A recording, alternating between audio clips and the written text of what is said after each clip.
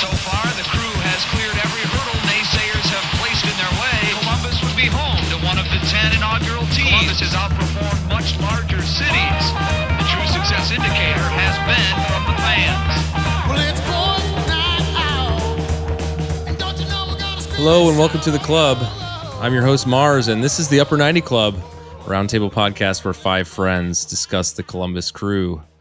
On this episode, we're going to do the review of our third straight away win against Orlando from this past weekend, and then we're going to look ahead to the C3 final against Pachuca. We're going to have to wait to talk about how we do against I didn't know that was coming. You're going to need to turn that one down. Yeah, turn that down. I got a hot mic. I'm in the devil's lair. We may not get to play against Caleb Porter's Revolution because it may not be by the time that rescheduled game comes around. And then I think it was a Seattle game that also got rescheduled for later this fall because we're going to be playing in the final against Pachuca in Mexico on the 1st at 9:15. So we'll look ahead to that. We'll do some predictions, recaps, and I think we might have a review of the Crew 2 game from President Bird.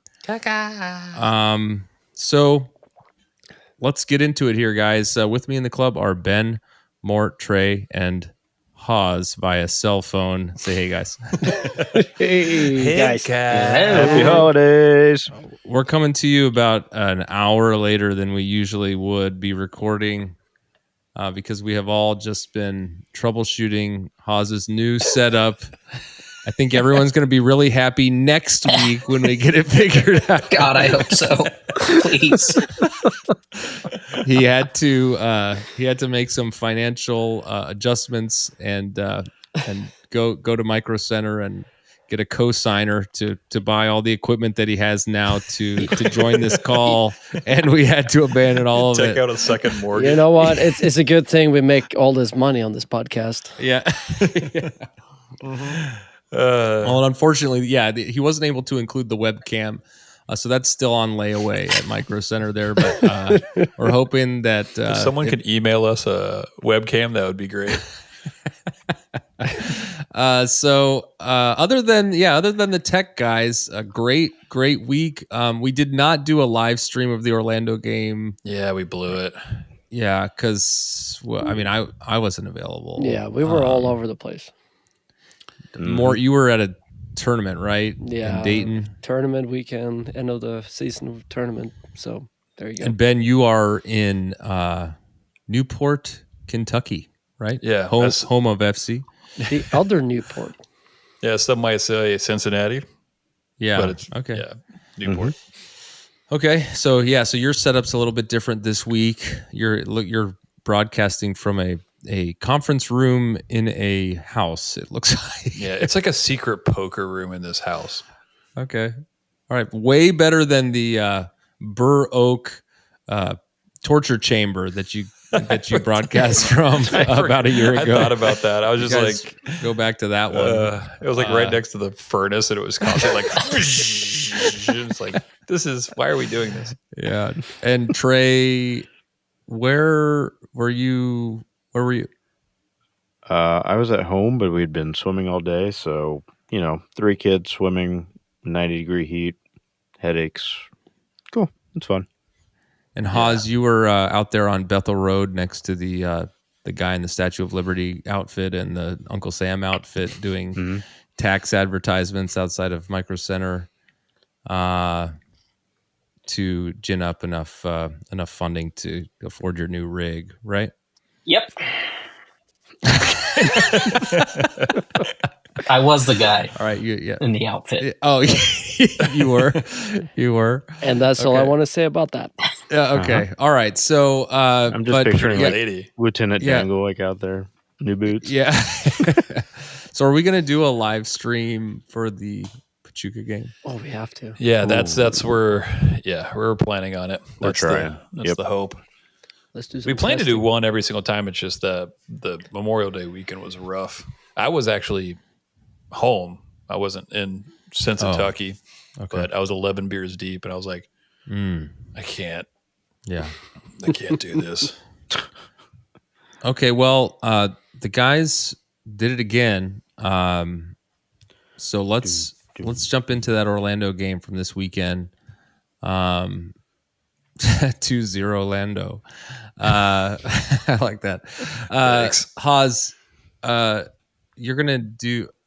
Remind me how we do this. Sorry. Okay. Now, Trey is gonna jump in, and then we'll hear from Haas in a minute. It's going to be snappy. Facts that could save your life. All right, May 25th, 2024 in Orlando, Florida. 86 degrees with insane Florida humidity. Sweaty humidity. Yeah, including hydration breaks. I forgot about that. At the weirdest Weird times. ones. So weird. With a reported 21,726 at Inter and Co Stadium. Really? Yeah. I Were think they they were. dressed as seats? They were counting cicadas. Give us the lineups. So we had Rossi, JRR, and Matan up top, Yaboa, Morris, Nagby, and Arfston, Chaberco, Camacho, Marrera, and Schulte in the back. Felt that All came right. a little Chicago-ish still. It's just I like it's just the rhythm of the three names in a row in the same order every There time. you go. Yeah, the rhythm's going to get you. Rhythm's gonna get you. Second minute, Schulte with the big save, denying the near post shot from Barreal. It was kind of a really slow first half, but 41st minute, Matan at the top of the box to Marrera on to Arfston on the right side of the 18. He does his customary step over, drives it to the inline, puts it into the cross and into the 6 where it's cleared by the Orlando defense with a header. Kept in by Nagby, then Columbus retains possession until the 42nd where Russell Rowe is dispossessed, leading to an Orlando attack. Ball is played into the Crew's 18, and Camacho makes a poor sliding attempt that ends up at the feet of Barreal, who then takes a touch and shields the ball from Marrera, who fouls him from behind, which leads to an Orlando PK. Or 100% so PK. we think. 100% a penalty. Haas, First of all, yes. In the when you 1000%. were going through the lineups, you did not mention VAR, which I think could have made Key player. team of the match day Yeah. for this week. Yeah, I think the sweat was just dripping into the ref's ear and he couldn't hear anything. Like, Or see anything. I mean, so it was at 42 minutes and 45 seconds. The ref is finally in front of the monitor to review a possible foul in the Orlando box, and the PK is awarded to Columbus. I love have it. you guys ever is seen anything hilarious. like this? I have Ever? seen it know. once before, No, this was but once not in before, didn't it? MLS. Yeah, wasn't it? It was on. Was it the? I feel like it was like either. It was like a big match or something like that. Because I remember seeing it too. I think it was I mean- Premier League, actually. Yeah, a I think it couple was years Prem. back. I'm sure the ref knew that he was going to go, what he was going to be looking at, but the broadcast was so funny because he's trotting over to look at this call, and then like at the commentators like, this is unusual. It's like change the I'll channel. You're credit looking to at the wrong play. I mean, they got Credit it to the right. announcers, they were Yeah. on it. They were like, Yeah, I they think were. they're Oh, they looking were. at the Yeah, you're right, previous you're right, thing. you're right. Do you think the announcers have like the ear to the ref? Because they always seem to like kind of know No, a little bit more than we do with this type of stuff. But we were on it because we were texting like, I would like to see that foul on Morris first. Like, Right. can we see the foul on Morris? Because I didn't see it fair play. Oh, Like I didn't see it. I saw it, in and then the he was up beginning. and complaining about it afterwards. Before that attack happened, he was like in the ref's face, like, "Hey, Okay, so Yeah. after Yeah. the ref leaves the VAR screen, he walks away. Yellow card is given to Orlando's Arujo for it looks like dissent. It looked like he was Dissent. saying a lot of words should that he have shouldn't been- have oh," been and saying. his field goalie by was the really first happy half. about Yeah, it too. Galese Yeah. was going at him. So, Haas, tell us about the one shot on goal the Crew had in the first half. The only. So Rossi steps up to take the PK. It's 45+1 by the time he takes it. Takes it with his right foot. The keeper dives the correct way, but Rossi puts it up high enough over him. Has some nice pace on it. Nice PK. Well Man, taken. The Solid. crowd freaked out. I mean, because you got to think like Good on them. They thought they were going to the VAR for like their penalty because no one said anything, and all of a sudden they just blow the whistle like penalty on the other side, and they were like, I guess they lost their mind. I mean, in person, because they had no idea. I can't imagine. It had to have been insane. Yeah, it had to. I would have been crying. Yeah, Mort would have been in the bathroom. Yeah, 100%. With kids. Yeah, all 2,000 of them were really upset, I'm sure. Yeah. I think you meant 21,726. Yeah, I'm sorry, yeah. 21,000. They were all like, it was a full house. I'm a seat. I'm a seat. All right, so on to the second Is that half. what a cicada sounds like? You said that was the only shot that half, right? The only shot on goal for the Crew in the first half. Correct. That's the only shot, period. No. Orlando had 4 shots. No, because One on No, target. no, for us. Yes. Yeah, We are the Crew. Yes. All right. Columbus Speaking of which, snooze. 48th minute into the second half. Arson receives the ball on the right side of the Orlando 18 from a beautiful Aiden Morris 40-yard laser. He shimmies to his left and shoots a shot that is deflected up and over the Orlando goal. 60th minute. Another amazing Here it comes. Aiden arrow. Haas, tell us about it. So Maton and Morris, they apply pressure in the defensive half, and Morris wins the ball. He quickly plays a long ball out left in front of a sprinting Yeboah, who has found some space. He gets to the ball, cuts in as Rossi makes a run in behind. Yeboah plays him in, putting the ball around his defender and into the box. Rossi gets in position over the ball and flicks it with the outside of his right foot up and over Galese and past Cartagena, Pronunciations brought to you by the idiots of Upper 90 Club. who had ran back Phil. into the net. The Can we- disrespect on that chip. Oh, yeah, that was... that was so nasty. There were Unbelievable. only those 2 touches, right? Like, so Yeboah had his first touch where he like kind of cut it back, right? But then after that, he held up, and then his pass was incredible. And then I don't think Rossi touched it before He did not. chipped it. He just kind of like hovered over it and waited to be in position. Man. In real time, I was so confused on what happened. It almost looked like he was offside, but the closest, the left side defender left was back, off, was further back than everybody else. I thought it it was like it bounced off the defender and went in, and it's like No, it's just... So, all right, as we move forward, we had 3 subs in the 62nd. We had Zawadzki in for Camacho, who was on a yellow, I believe, in the 56th. struggling. We had Farsi in for Arfston and Ramirez in for Russell Rowe. 64th minute. Schulte save on the Ladero one-timer testing the old reflexes, leading to an Orlando corner. Corner is taken, and Crew isn't able to clear across from Orlando, and leads to a shot to Schulte's right that he gobbles up for another save. 68th, Ramirez misses a chance. It's the old turkey gobble. Ramirez misses a chance in the 68th from a yaw cross and sees it triple past the back post. Oh, my Lord. I thought that was going in. 69th, we had another sub. Amundsen Nice. in for Marrera. 73rd, my save of the game. Orlando on the attack, splits the Crew defense, then crosses to an onrushing Orlando forward. Ball is hit hard and it deflects off Amundsen right into a sprawled out Schulte.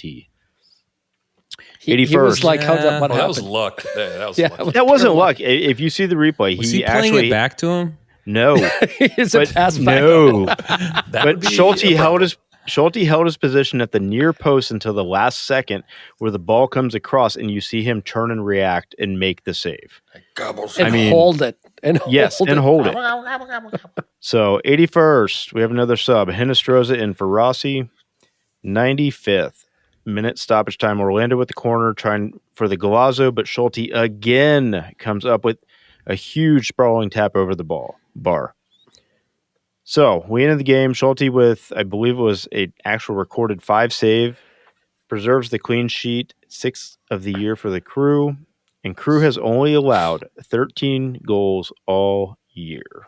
How did they not score? I On that don't know. period, it was like 20 minutes. How did they Yeah. not So- score? I'm going to end this with the Steve Cirk stat. This is Steve Cirk, and this is a Cirk stat.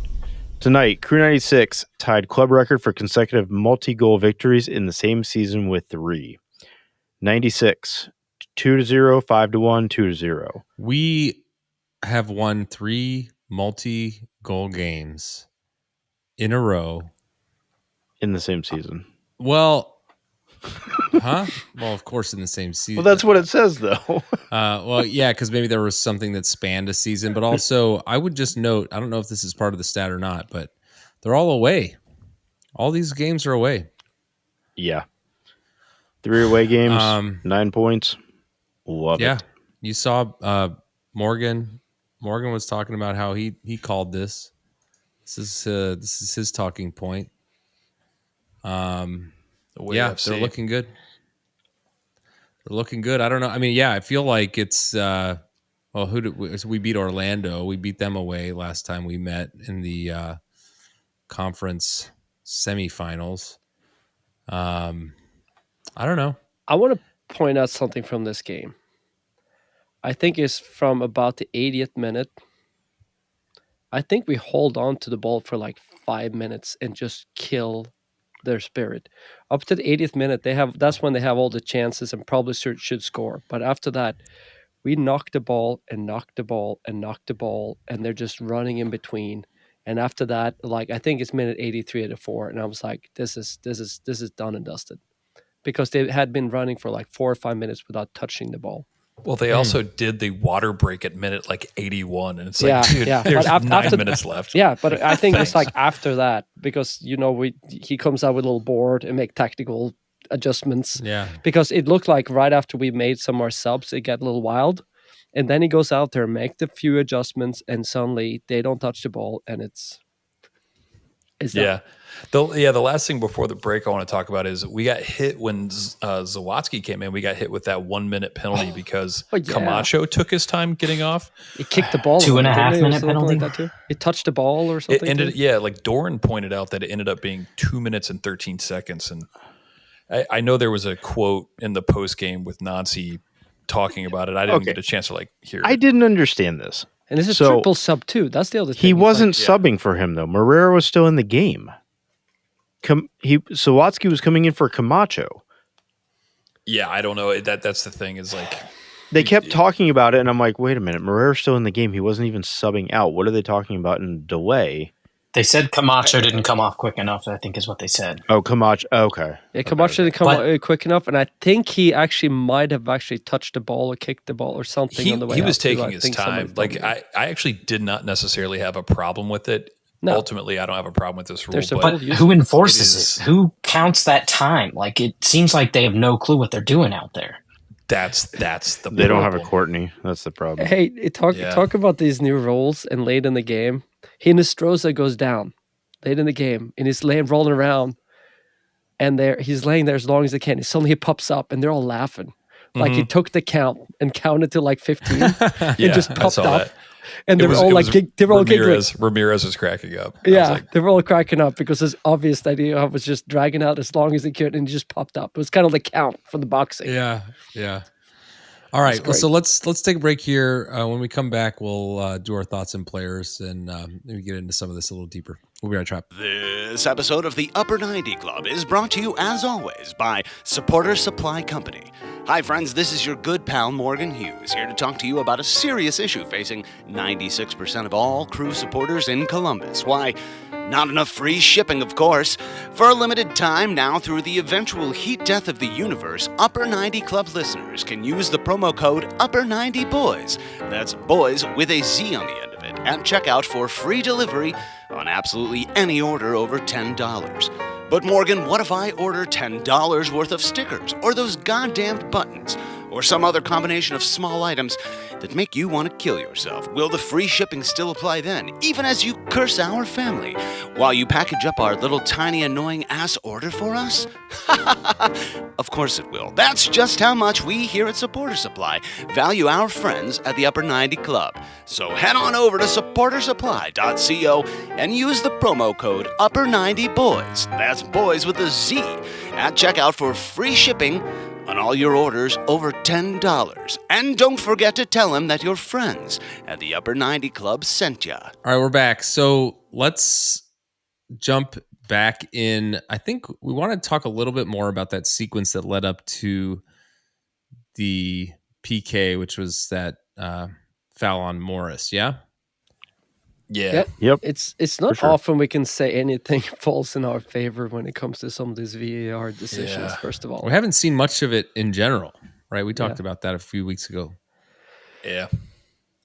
but it was I mean, when as it happened, I was looking at it and I was like, this is clearly a foul. They have to review it. And I kind of in the moment forgot about it because you got the turnover happening, and I didn't think of it before they got the penalty called. And by the way, that penalty we cost, that was 100% a penalty. Oh, for sure. Yeah, The Herrera one. Yeah. Yeah. Camacho's did not have a good game. I don't think it was overly bad, but that slide tackle was Trash. It's like what I would do. I'd be like, I don't know what I'm doing. I'm just going to do this. No, he ran back on defense. But yeah, so I mean, it all happened when Arfston was crossing a ball in from the right side. I think we had 3 or 4 players in the box, and what's the guy's name who was called for the foul? Araujo pulls Morris's jersey from the back, and it is very obvious. I was just happy that they actually had the ref go back and look at it and like we're ready for it. Yeah, the way he fell was kind of weird because of a jersey pull. Did anybody else think that, or am I thinking a little bit like I feel like he kind of fell forward after being pulled backwards. Yeah, it was weird. I mean, it was a foul, and like Araujo definitely fell asleep and realized that Morris was probably going to get there and grabbed his shirt. So I mean, it was a foul, but I was just like, he kind of sold it a little bit. Does Araujo, by the way, that he should have been. He really was working hard on his red card in this game. He looks. Does he look like Tolkien's mean older brother? He does. I thought that too. When I was like, who does he look like? I'm like, he looks like a Tolkien, like a little bit like a Tolkien, except he's always been like that. Every game I've seen him play, I'm like, he should be sent off. He's like their number 6 who just isn't fast enough or whatever, and just constantly is fouling players in the middle of the field. I'm just like, I think there was like 2 times we were on a counter and he would foul like Russell Rowe once and somebody else, and they didn't card him. I'm like, I texted the stream like, well, that's a card. That's a card. Like, what is happening? And if you want to talk a little bit more about this game and who started, Russell Rowe. Dude, yeah, man. So he's not a starter. He's a wild card. He's a wild card. We said it last week and we said it again. There was so many touches that were like long and bad, gave it up in some weird places. Lowest FOTMOB rating for the crew. 12 of 19 accurate passes. That's ouch. And it's not like he's putting in crosses, right? No, I genuinely think that we need someone who is like Ramirez. And I was trying to watch Ramirez when he came in. Well, yeah, exactly. Well, what I'm saying is like I think he was out because I think they're resting him. I think they're going to start. Yeah. That's something we didn't talk about either, is the fact that we used our subs great in this game. Russell Rowe's passing accuracy was 63%. The crew's passing accuracy is 91%. Yeah, I understand. We're always above 90. The further up you go on the field, the less of a percent you're going to have. I'm not worried about that. It comes to say that but Matan the thing that we need him to do, he's not doing well. Matan had 95% accurate passes, 53 and 56. Okay. So I think my thesis on this. Oh boy. Dinosaurs. No, I feel like to make the front 3 work, there needs to be someone who plays like Ramirez, and then underneath of that person, other than Ramirez, or in addition, or if you're going to sub a like for like, you can't. And I think he's trying to make Russell Rowe the like for like, and so I watched this game and I was like, okay, where is Ramirez finding space and getting the ball. And it is always in the channels. He's never like in the center of the pitch. He always like drifts into the channels, and that's where he receives the ball. Every time Russell Rowe gets it, he's checking back or in the center of the field, which divides the field in half and doesn't create space for people. I don't necessarily think that's Russell Rowe's fault as much as it is like he's just not used to playing that specific way. I have this theory that like if you put Ramirez in doing Ramirez things and you make Russell Rowe do something like Matan or Rossi, he will succeed. No, I don't think that you're incorrect on that. I mean, it's just hard though. I mean, the way sports works is that you're not going to have teams of like for likes that sub in. So, I mean, the simplest things that he needs to be doing, like passing the ball, like you can't be at a 63 point something percent passing rate. It's not in tune with what the rest of your team is doing. It's not that a lower passing rate will kill you. It's that when you're that much worse than everybody else, then you're way out of the flow of the whole game and what the coach's game plan is. So, but I agree with you that he needs to be doing things that are more Ramirez-like, because Ramirez is doing things that are setting the team up for success. Yeah, or he just isn't that guy. And you use him as like, one of the other forwards who isn't that like number 9 creating space for the others and like stretching the lines vertically. So again, also let's be fair to him. He was a guy that made $75,000 last year. He's not a guy that will come in and be a like for like of most of the people offensively where we paid some of our players the most, right? So be fair that the drop off would be there. He has a ceiling, and we saw it against Chicago what he can do in the right situations. But I think also we should be a little bit careful about like comparing to everybody else up there, because the drop off from Ramirez, that has been one of the top scorers in this league, Rossi, that has been the top scorer of this league, Cucho, that is one of the best players in the league, and then is Russell Rowe, right? It's yeah. So he has to be a part of this, but he can't be the starting. We know when it comes next Saturday, Russell Rowe is not starting. I'd be shocked if he starts on Saturday. Yeah, that's true. Yeah. I'm just saying, like, I think he's good. I think can be very good. I just think he's being used. They're saying like, hey, do something that he just isn't natural at. But it's a little bit. I think he's better, but it's a little bit of a Miguel Berry kind of situation, right? He can come in and cause some havoc, and he has his moments, but he's just not quite there. But especially in this mix. Yeah, I see that. All right, so you guys were talking about Camacho. You think this is a one-off? I mean, what do you think? Well, it's like the past couple games he like hasn't played bad. He just seems like he's a little slow. Like the yellow card today or at Saturday, he just like got burnt right away and just grabbed the guy, right? Like he just positioning, he was wrong and he just wasn't fast enough. And then you saw like, him get subbed off, and you have, Chiba move. What was it? Did he move center and then Zawadzki moved over? Yeah. And then eventually Moreira got subbed off and Zawadzki moved to the right side and Amundsen on the left side.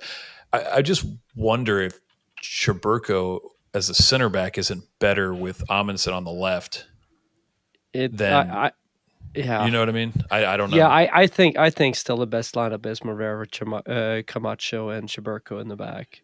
But Cheburko, I mean, I'm not nervous about him coming into the middle. I don't think there's any drop off at all. Do you see that slide clearance he had in the first risky 20, 30? Yeah, it was risky. If you have a more experienced forward there, he drags his feet and he gets the penalty. Yeah, and they should have had.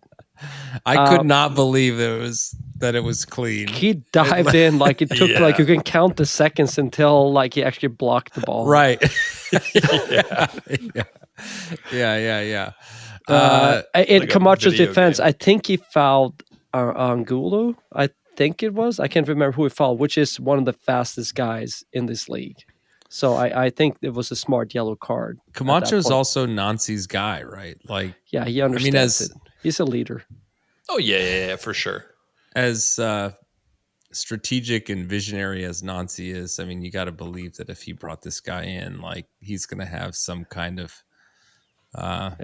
favoritism or not. You know what I'm trying to say? But like, man, have a little Shiberko, more man, leeway. I am very impressed about how far he has come. Yeah. It's really nice now. I feel like I would argue when we talked about the few goals we have let in, that this back three, as they're starting, and like we said, we can always move Shiberko in and have Amundsen, which is MLS champ, played there like his spot was secured, and now he's a part-time player pretty much. This back line is good. And the subs are good. Like when Zawadzki comes in, I feel like all right. When Amundsen comes in, I'm like, cool. Like these guys can lock it down. I mean, that's exactly what happened for this game too. Oh yeah, and it was smart. Did anybody Resting catch people. Did anybody catch the? What was it after the game? Nancy said something like, "Yeah, this was a good exercise to get ready for next Saturday." Ice I was just cold. like Throwing shade. I think it was. I have a feeling it was more like lost in translation, but it came across as like a total like Yeah. like okay. Because Yeah. I mean, the subs at 60, you got to think those 3 subs were planned. I mean, they were right at 60. You know what I mean? Oh, Yeah. 100% So like they were. he had the minutes kind of Well, worked and out in his head. they had the 2 wins in Montreal and Chicago. You know, they're kind of playing with house money on these away games, and if you're headed to what many will categorize as the most important game in Crew history, you're not prioritizing the away game against Orlando, Yeah. right? Yeah. And speaking Yeah. of which, how nice is it that we now have this and we have pocketed these 2 home games for critical part of the end of the season? Yeah. I mean, I know it's going to be more intense. We're going to have more games at the tail end, which is, you can say it's not good. Yeah. But we know at the same time, nobody wants to come into lower.com. It was New England and Seattle. So, Right? Yeah. yeah. And Correct. Seattle at home. Yeah. I think so. Yeah, Seattle's They were good, both but home. New England will be Uh, ridiculous. The So, new coach, and they have a I- new coach, a new lineup by then. no doubt. Yeah. I New City, maybe. I said this a couple weeks ago, I think, but as strong as the back line is, even still, when you can get by the back line, you still have to get through #Saved by Schulte. Yeah. And we talked a little bit about this before the break, but I want the T-shirt now. Yeah, Like, I almost bought it. I almost bought it. where do you again. get it? Is it Supporter Supply? I don't know. But that being said, to piggyback off that, did anybody see the floor decking? I think Mr. Carr. He was behind. I'm basically not on Twitter. Oh, with But- the sticker? When you get on, it's everywhere. He's- It's beautiful. He holding the upper You can 90 see club. him in the like as soon as Rossi scored, you see him Oh, jump yeah. up, and he is like solo behind the goal, Yeah. front row. He is like the best ever. Yeah. He's like, I just saw him after the game. You know, he had the Saved by Schulte getting signed and stuff like that. But it was so funny because he was right there, and he's like, I mean, you could hear the classy Orlando crowd. What were they saying? F Ohio or something like that. Yeah. FOI. That's the Yeah. only chant you can hear all night from that. Yeah. Like Yeah. record They must have crowd been of talking about 21,000. Cincy. They must have been talking about Cincy. Yeah. Yeah, that guy had a good day. Floor Deca. Yeah. A bunch of nice sticker It's pictures too. Yeah, he was. Did he sticker everything or was it the coasters?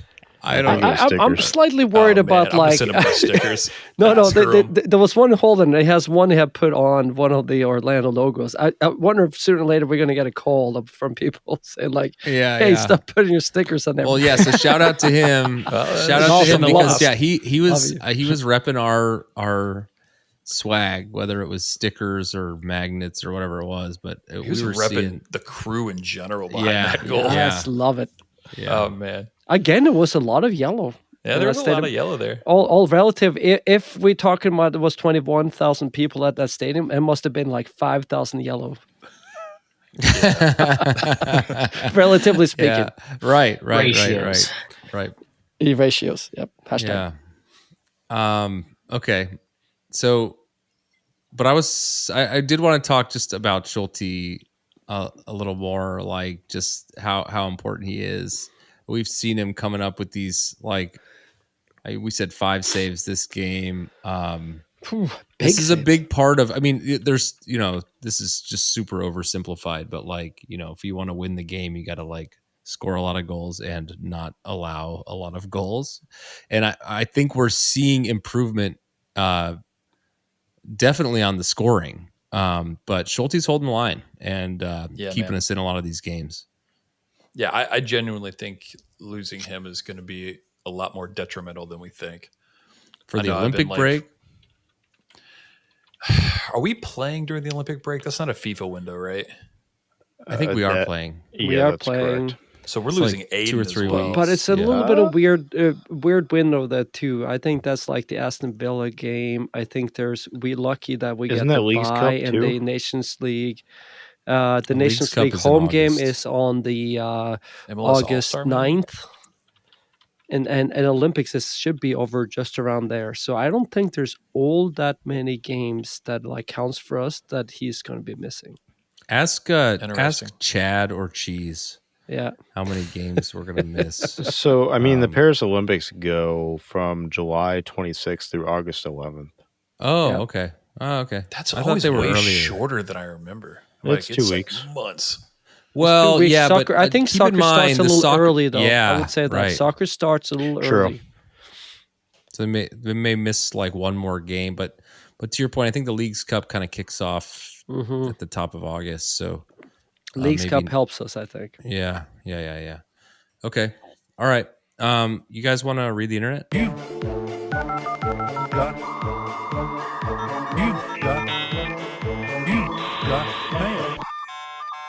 All right, this one comes from Reddit. 96DM says, honestly, not making the 2022 playoffs is easily one of the best things that has ever happened to this team. And then underneath it, Saturn NX9 says, yeah, one of the worst things to happen to the Revs, too. Good take. I know, I thought it was pretty funny. But do you think we had Nancy in our sights like before that? Like before that season even started or something like that? Or do you think it was kind of like quicker? Because I feel like Bez kind of had this vision like prior to like... I don't know, because you have to remember that season for Montreal with Nancy was happening at that point. So when we were tying our 31st game of the season, whatever, they were winning games and making the playoff. And I think they were second. They were second seed in the East. Yeah, second seed in the East. Yeah, exactly. So I think probably by late fall, yes, when they knew people were discontent, when he was starting murmuring, when we got all this stuff, it wasn't as bad as we've seen in New England, but it was starting to be getting like ridiculous. We started saying, what is he saying in some of these press conferences? Yeah. And, like, is he seeing what we're seeing? Like we're not seeing the same thing here. So I think it is. Yeah. I mean, if the thing that is wonderful about Bez is that that he's doing these things before he needs to be doing them. He's got his list. He's making contacts. Yeah, he's definitely. So clearly, we know Saputo is naughty, and we know who's nice. And he had the motivation that he loves the team and wants the best. It's not. I mean, it was a dream pickup, but I mean, it's more than just like picking up Nancy and his whatever. It's like his philosophy, how he plays, how he lines up, his the whole thing, like his identity, I guess. And it's like, did that just happen? Did it just fall into our lap, or was it like? Was he looking at this long term? I don't know. I just thought that was like, no. I mean, I think it has a lot to do with putting faith in your coach and the vision that they have, and providing with players and allowing them the flexibility to play it. And because there's so many teams out there that they put their faith in the coach, but they don't give them the financial backing, or they put restrictions on what type of player and who can come and win, and that doesn't seem to happen. But you've got a mastermind in Nancy who is how many negative marks has he had? I mean, how many misses has he had bringing players in? Quentin? that wasn't even his. But that was just like moving. That was a crew 2 thing. It forced his hand too. We have Right. injuries. Yeah. I mean, I cannot think on that was related to injuries. the top of my head. I can't think of anybody. People say like what happened with Zelrayan and whatever else, but you say Rossi was the right choice with what happened to the team. You can argue that. Well, we also could have. We were trying to keep Rossi, so you guys remember? I'm not sure if that's true or not. Zelrayan. We started this. We started this podcast. I just went back and looked. I think our first episode. I'm looking at it here. September 29th of 2022. So just going through September of 22, we tied Chicago 0-0. We on the 3rd. We tied Montreal 2-2 on the 9th of September. We lost to Miami. We tied Portland on the 18th. Then we started the podcast. We beat Red Bull 2-1. I think that if I remember correctly, that might have been when Etienne scored like 2 in stoppage time. I wrote my first haiku, and then we tied Charlotte 2-2. Riveting. And then lost to Orlando. Oh, remember the Charlotte game was like a retake because of the rain out. Right? Yeah. Oh, right. Yeah. And in Orlando, we lost 2-1. All we had to do was tie to get into the playoffs. October 9th, our season ended. I don't know. I think that was a tough month. Yeah, and you have to remember the ties weren't like some of these ties we had lately where we dominated and probably got a bad goal against, and we managed to come back and tie it up with the subs or something like that. What we've seen this year, it was painful. Us giving up game after game after game late and being outplayed late in the game. Yeah, and losing. It was awful. Anyway, so or looking good for a half and park the bus. To answer the question, I mean, the Porter thing, like, I don't know, 2020 was, I'm not going to say the words 2020 was great because the no one said that in the world, but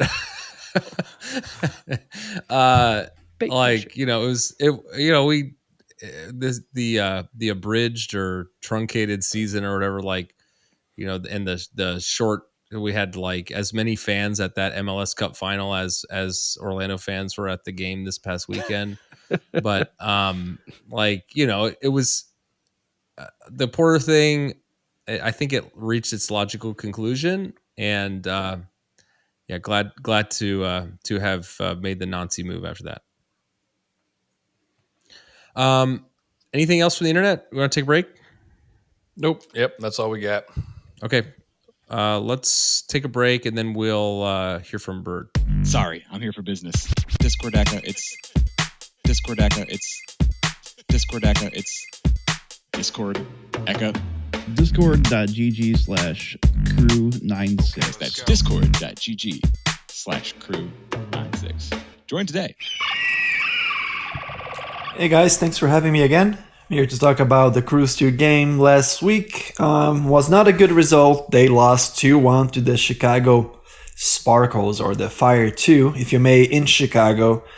And I think it was one of the roughest games they had this season. Not in the first half. The first half looked really good. They actually had a chance to score within 15 seconds of the game starting, which Jacob Green missed a good shot after a good play, and then they did score. Owen Presses got his first professional goal, his first goal for the Crew 2 at the 5-minute mark. And Owen Presses is really good. I think he probably was, with him and Chris Pearson again, were the two really good ones. I know the Presses is going to college this fall, but Pearson should continue to be a really good asset for the Crew 2. And possibly, I think that of the players on the field, he's possibly the most ready to make the jump for the first team if needed be. Chris Pearson plays center back. He plays the Steven Moreira role, but he can also play center mid. But then after the second, Chicago tied in the 45-minute mark on a penalty, And then the second half came about, and the Capys just looked really flat-footed.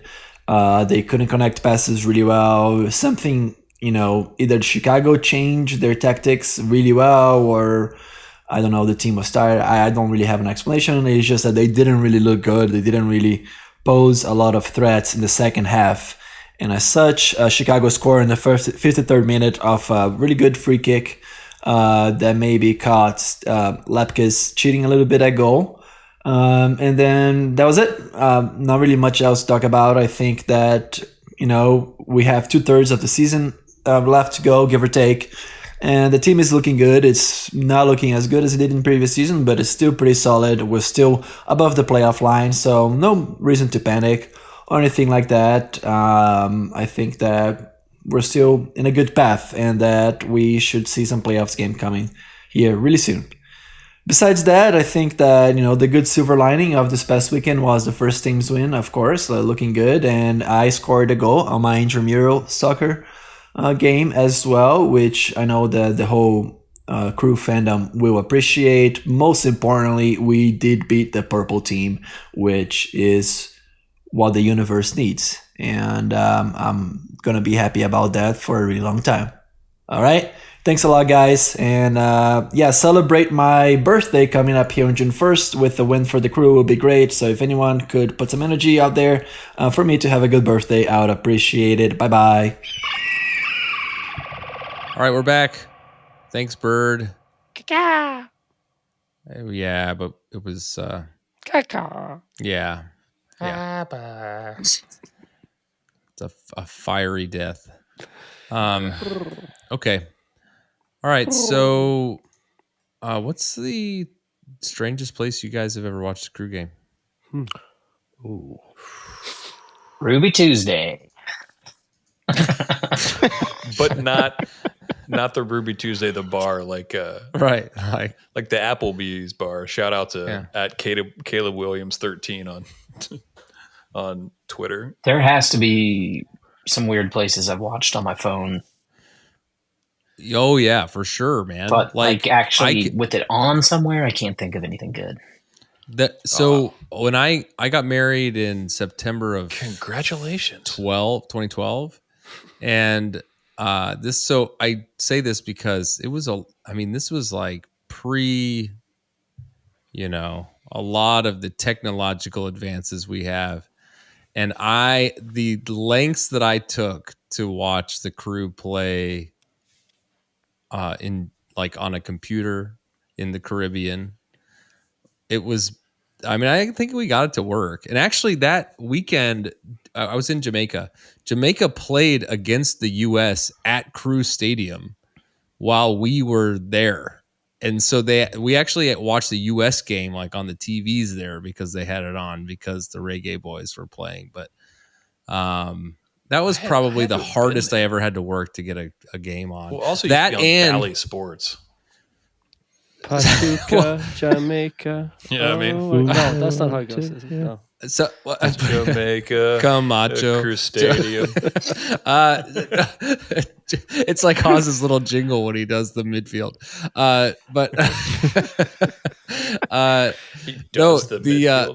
When he's going through the lineups and he's it's the back line. It's the back line. Yeah. Okay, so shit. What were we talking about? Weirdest place you ever watched the game. I mean, it's all on the toilet. No, I watched one at a wedding one time, but that's good. Yeah, it was fair enough though. The people getting married worked for the phone team, in the car or something like that. Yeah. It was acceptable. Yeah, and then didn't work out. The Cincinnati playoff game last year, in the back of a bus being transported from the Cancun airport to a music festival. Oh yeah, that's right. Oh yeah, and then that. Zip line, 100% zip line. That's probably the weirdest for me.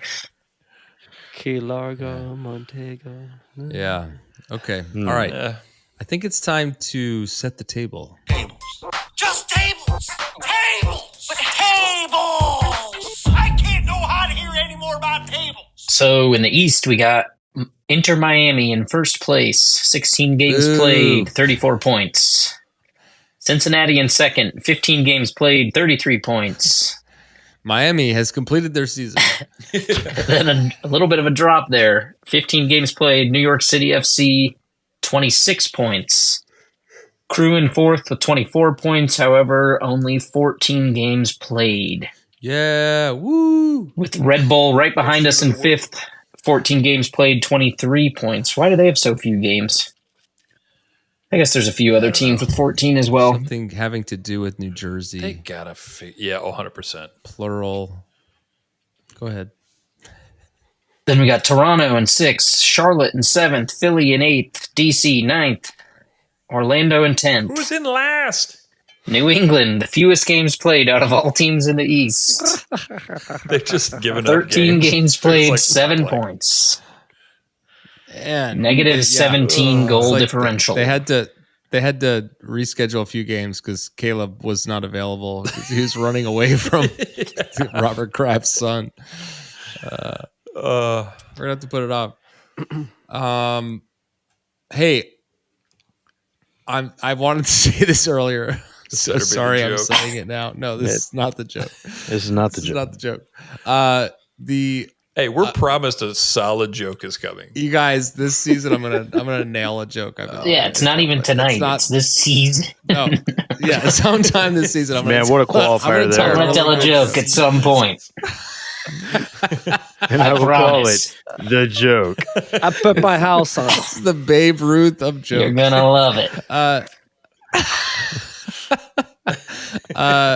Hey, so I just want to say that we were talking about weirdest places you had to watch games. This is the joke. No, it's not the joke. Okay.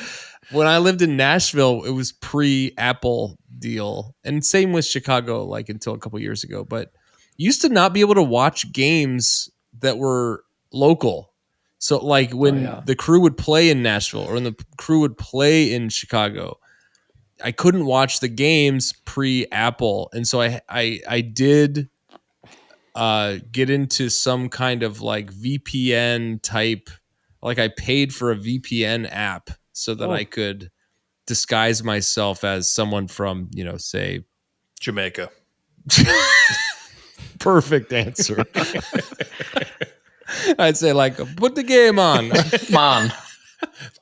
Put that game back on. Put that thing down. All right. And anything to say about the West? No, right? No. I mean, RSL is in third in the supporter shield race. 29 points. Okay. They've got some West people up in the mix. And Minnesota's in fifth. Yeah, Minnesota, LA. Minnesota. Minnesota. Hey. It's a trap. Okay. Let's shift over to our predictions tables. I think most everyone predicted a win. Except for me. Except for one. Except for you. That's correct. Right, so that means that everybody was ahead. guaranteed at least 1 point in this last prediction round. However, Ben predicted a 2-1 win, so he gets an extra point for actually having the right Crew number of goals and the win. And up for the basement, me with a perfect prediction of 2-0. Oh, sorry, 0-2 Crew. He is Riz.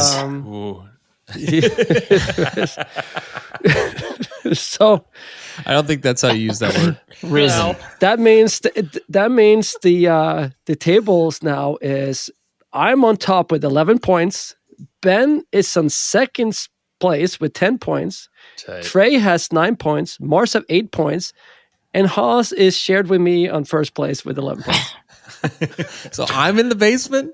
You're in the basement. And remember the turntables. Remember when you said your opinion doesn't count?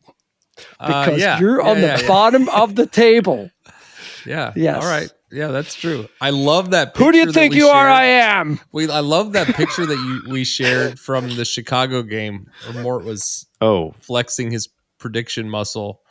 Dressed like Piet with his tight Piet. Well, yeah. Is that what it was? Yeah, he was doing his... So the payback is pretty brutal for not posting prediction pictures.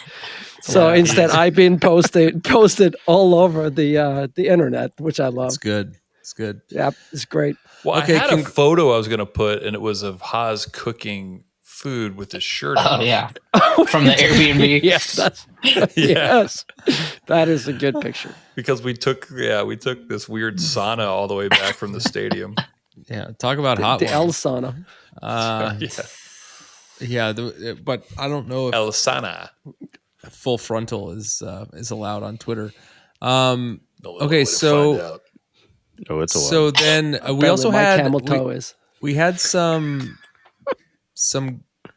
correct Camels. predictions.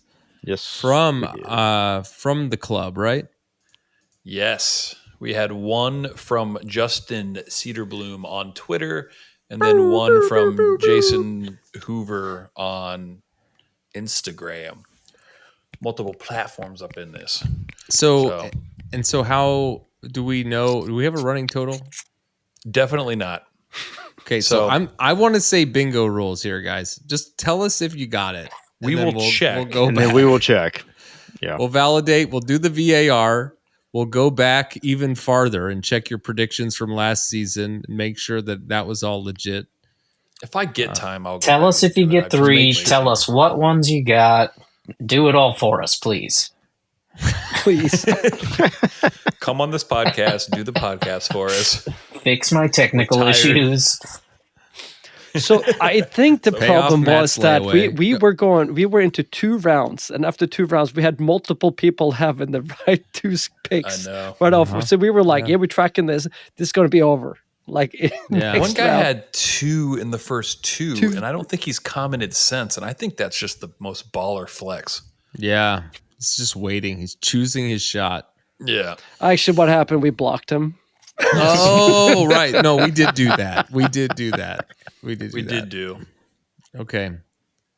All right. So let's pop over to our. Are we going to do predictions for Pachuca? Oh, most definitely. Oh, we have a game. We have a big game that's coming up. I didn't know. We do, but it's not going to count, right? It's not going to count for our. It doesn't count at all. For glory. Table, but it's just for glory. All right, let's talk about D's. I don't know. I thought you got to think about that. I'm already sweating. Man, I don't even know. Like, buckle up, Buttercup. My tongue is sweating. I'm not good at doing things. You're dumb. Okay. We've got 1, 2, 3, 4. Oh, we do have 1 duplicate. Okay. Yeah. Or 2 duplicates, if you will. 2 dupes. All right. Let's start with Ben. Ben, you said 2-2 at 90 minutes. Anything to add? I think we're going to put 2 in, and what else? I just feel every time we play away, haven't we gone to pretty much penalties or been tied at the end of 90? No. Not Tigres, yeah, but not Monterrey. But I don't know. There's a good chance we'd win outright because they haven't played in 3 or 4 weeks. Which I have come around. How much did we send? How much pizza did we send them? I forgot to send them. Is it the Taco Bell Mexican pizzas? Ugh. Those things are phenomenal. That's a new Cantalina menu. Don't love it. I just don't love it. Is it a coincidence that you get itchy while talking about Taco Bell? Yep. Yeah. Chest itchies. Cartagena menu. Mort, you said 2-2 also. Or you could say 2-2-2. 2-2-2. And I did add that we win C3 in overtime. Because but you can't say dos to dos. Dos to dos dos. It just doesn't translate. I don't know that. Dosey dos. I think it's dos tambien. You've been practicing. Yeah, good. Tambien? It sounds like 4 years of what is it called? My friend Tom Bien. So Mort, you said they are. Yeah, the crew's going to win, right? Yeah, so. I think they're going to come out hot. Pachuca, that is, and they're just going to run out of energy because they gain like 10 pounds. Cincy style, and get a little heavy legged. Get a little some Acosta legs out there, and we're going to do. It's going to be hot, right? It's gonna be a hot, tiny baby legs. And it's altitude. It's altitude. Hot- That's the only thing that's forgot about the Mexican altitude. sun. Ooh, Good thing we had a good Altitude. exercise last weekend against Orlando. Burn. yes, but not with altitude. Okay, And not Cucho. Nope. Trey, you We're at say sea level. 0-2 crew win. Correct. So, anything to add to that? Putting my faith in Mr. Schulte. Saved by Schulte. We got to find that shirt. Is that a supporter supply shirt? I don't know. I looked, I didn't see it. So if it is, but yeah, 2-0 going down there, walking away. I believe it. All right, I'm looking at something else. Rad. Just thinking about the movie Rad. Classic. Send me an angel. Haas, you Classic. said 1-4 crew. That doesn't seem right. Yeah, I think we're Anything, Dan? hot right now. We're playing well away. No, it's absurd, but it's gonna happen. Okay. That's more than you usually contribute during this segment, so thank you. Well, I'm usually last, so I'm just trying to pick up the pace. Okay. Well, I you got just somewhere looked to up be. Saved You by gotta go Schulte t-shirt, and it's on like a bunch of sites. I saw random that. sites. I don't understand this at all. I saw it too. You know, I got an ad today for a is Father's Day crazy. mug that was, Dad, you'll be proud to know you didn't raise someone who voted for Biden. Not just the classic number one dad. No. Same thing, right? Mandelbaum. I said 2-3 crew. Yeah, you know what, guys? I think we are going to win this game outright. But this is a formidable team, and I think they're going to score a couple. And come hang out with us. I'm gonna get on top of this before. Wait a minute. No, I probably won't. I just realized I'm going to be getting back right at the same time. I'm going to be in Louisville. That's if you make it the whole time. Yeah, we'll see. Yeah. But we I definitely wanna watch may it with everybody. stream it live. But we will definitely be back next week. This game is going to be on Fox. Is that right? Correct. FS1. Okay. All right. Mort, you're still on mute. FS1 or legit Fox? It said Fox Sports. Okay. Fox Mom said FS1.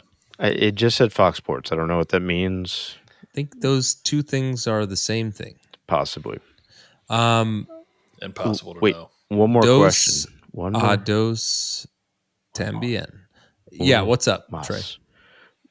Do we think Cucho will play? Yes. Ooh, I like that question. I think Cucho will play. I'll be shocked even if he's not 100%ed on dry. Ben? I think he'll start. I think the bigger question is I would love for it to be Ramirez, Cucho, Rossi. If But I think Cucho's healthy, that's what they'll do. I don't think they start Ramirez, but Yeah, dude. For You sure. think? Yeah. I'll be really pumped if that's We the saw success in Chicago. What, and he only played like 20, 30 minutes? Ramirez in the Orlando game? Oh, in Orlando, yes. In Orlando. But he played enough. Chicago, but he I didn't don't play remember with how long Cucho. he He also played. should have scored that shot. Oh my lord. Yeah, yes. Yeah, that was really... Montreal, he was had good. a goal called back that was sick. So I mean, it says he's going to be back early June. Really early. How early? How early? Midnight? Midnight, June? I think he's going to be back, and I think it's because he needs to raise his stock so that he can be traded. I had people texting me today about some trade rumors, and I'm like, I haven't seen any of this anywhere. No, I Who's don't making think this up? That's my rumor. That's my belief. Okay. Is Can we get away from the fact that anytime he's not playing, everybody's like, it's a trade. It's a trade. It's always a trade.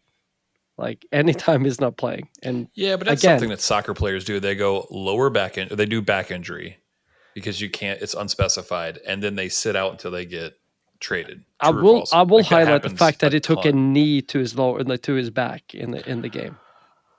Yeah, I mean, he's 100% playing in this game. Yeah. Like I don't think he. I don't think he would keep. I mean, I think he would play injured if he had to. Like he would be like, I'm in this game. I'm trying to. So here's another question though: if he's not playing, how much do you change your prediction? I base mine. I still at 2-0. That's the thing. Rossi has shown that he can make this team what it is with Cucho without Cucho. In the C3 as well. Dude, we have played 8 without goals Cucho in the C3. 3 away games. Yeah. Without him. Like, I don't want that to happen, but we will still score. That definitely played into my confidence in my prediction. Yeah, 4-1. Like, it doesn't matter. I mean, how do you I think he's going to be coming out, and I think he's going to have a point to prove. And I really do think that he knows the eyeballs are going to be on him right now. And whether or not that is for a trade in the summer or whether or not it's for after the season, I think it does make a difference to Cucho. Yeah, I just hope it eyeballs on and being fired up. That's sometimes too fired. Yeah, it could go two ways with him. It could be make him exceptional, or just kicked out. He had a hiccup. I think he's learned better. Yeah, hey, so all right, learned better. We've mentioned. I learned. He learned good. Hey, listen, he learned how to read good. No, Ben's been doing too much. What Alta Vista? What do you call it? ECP. He's been doing too. This is his second language at this point. So somehow he's flipped the English to his second language. Yeah. I've heard a couple times. I think I've even said a couple times. This is with bunny ears, the biggest crew game in club history. I do want to hear your takes on this. Is this the biggest game? It's definitely one of them. I mean, we wouldn't be here without winning MLS Cup. So, and when it rates a team domestically, what we think about, if we think about 3 years from now, if we lose this game, we might still talk about this game as happening, not like the game that didn't happen a couple of years ago, right? So I think the expectation when you're going MLS and winning, this is a bonus. It's still a bonus because this is not like every year. That's why it doesn't feel as important to me. I feel it is important. I think the upside is enormous. Yeah, the upside is enormous. Right. Yeah, I think it's one of those things when I look at, like there's always one game on the EPL that's at noon on Saturday, right? And I'm like, all right, it's like Southampton versus Brighton or something like that. And I'm like, oh, that's not that big of a game, like whatever. But then you look and see how many people actually watch that game in the world, and it is bonkers. I think games like that, the noon games on Saturday in the EPL, there's more eyes on that than the Super Bowl, regardless of the team. Like, it's crazy. And I think it's something where I don't think about this game like that, but I think the amount of people that are going to watch it and the gravity of the game is way bigger than we think. Does that make sense? Well, we're going to watch it either way, right? But 100%. But the world watches when. And downstream, everybody's curious about this World Cup format, which is actually a tournament this time. Not like, yes, I know it's a tournament, but usually it's like 2 knockout rounds for Liverpool or 3 teams. Real Madrid. So because they don't play the first round, they play the second round, they play the semi and the final pretty much, or something like that. They play 3 games at most. This is going to be a proper Club World Cup stage in the US kind of thing. In next the US summer, right? There's going to be a lot of eyeballs on this, even though I know the European clubs have been protesting the whole setup on that tournament. It's still going to happen. I mean, just the opportunity to see them play in a competitive tournament against some of the biggest teams in the world. It's not a friendly, not an Aston Villa, not a game that means nothing. That is what Stoke City is so exciting to me about it. The opportunity. It could be a grouping with Columbus Crew versus Real Madrid. It's actually a thing that could actually happen. Yeah. And the thing, I think you add that with like the hype with the Crew, the hype of Nancy, the hype of MLS with Messi. It's like it's way bigger than we think. Yeah, that's what I keep saying in my head. I mean, I think I compare this game to like, you know, how I felt when we played Cincinnati away. Like that game was like my entire world. And this game, I'm like, yeah, we'll like stream it. It'll be fun. But like it's different on a different scale. I don't know. It's hard to like, it doesn't register, but it will if we win. And I think to your point, to Mars, is the fact that in a way we're still playing a little bit with house money in this one. I think that's why it feels not as big, because the downside, it's yes, hell yeah, we want to win, but the downside doesn't seem like detrimental. You see what I mean? It's not like and maybe we need to adjust our expectations, right? Like we've got it. We've got a great. Have set the expectation. So yeah. So was the question the biggest game or the most important game? Ooh. I don't know. I don't remember. No way to tell. If it remains to be seen, I think the answer to that is remains to be seen. In the moment, no, but potentially yes. I think. And I think Ben referenced it because the Eastern Conference Final last year and then MLS Cup Final, those are always going to be the biggest games. You know, they're the ones that you have to win to assure dominance over a league. To call yourself the best year in and year out, that's what you have to win. But in terms of importance on a global scale, on a continental scale, this is the most important game that we will have played. $50 million. Yeah, and financially, so it's huge. But I think I'm kind of with Ben where I have to keep telling myself how big of a game that it is because my brain is not there. Because we haven't been here. Brain. It's very smooth. It's very slippery. After this game, there's no league game till we have an international break, right? We have till the mid-June. Is that right? I have no idea. Okay, I'm going to tell you right now. I'm going to tell you. Let's see. Columbus plays June 14th. New York City away, of course, on June 14th. They want us just keeping that away streak going. And then Inter Miami FC on June 19th before we go home here on June 22nd. The first home game in 15 years, I think. Yeah, so we'll be back after the C3 final. 40 days. And I think we've got some good guests lined up for these off weeks, but we'll definitely do a recap of the final, and then we'll look forward to the NYC game. Are they still playing at Yankee Stadium? They are. Citi Field. Citi Field. 2025, I think, their new stadium. Yeah, I actually watched the DeBronco video. He went to New York. Yeah, I did too. Boy, the video inside the stadium is there. It's so bad. Our game on the 14th will not be in Queens. It will be in the Bronx at Yankee Stadium, and just as bad. Yeah, hopefully Amundsen will be brought out for old time's sake. Give him a little Amundsen to Yeboah, a special sizzle. Does a little like the baseball. He'll have swing. he'll have to pull back on his pass a little. Otherwise, he'll just kick it over the goal. Running out of real estate. Yeah. Yeah. What a joke. Okay. All right, guys. We'll hopefully maybe stream live. Otherwise, we'll see you in a week. Until then, it will be crew time. Go crew. Go.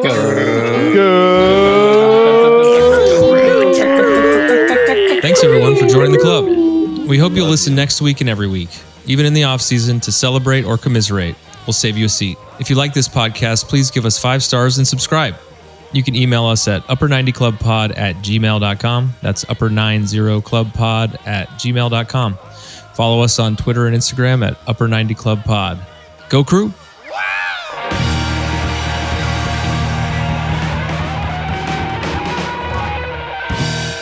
I had a joke calling it the camel bro, like a guy's camel toe is a camel bro. Oh no! Don't say that. That was my joke. Well, now I can't tell it. I can't tell it. I've been sitting on camel bro.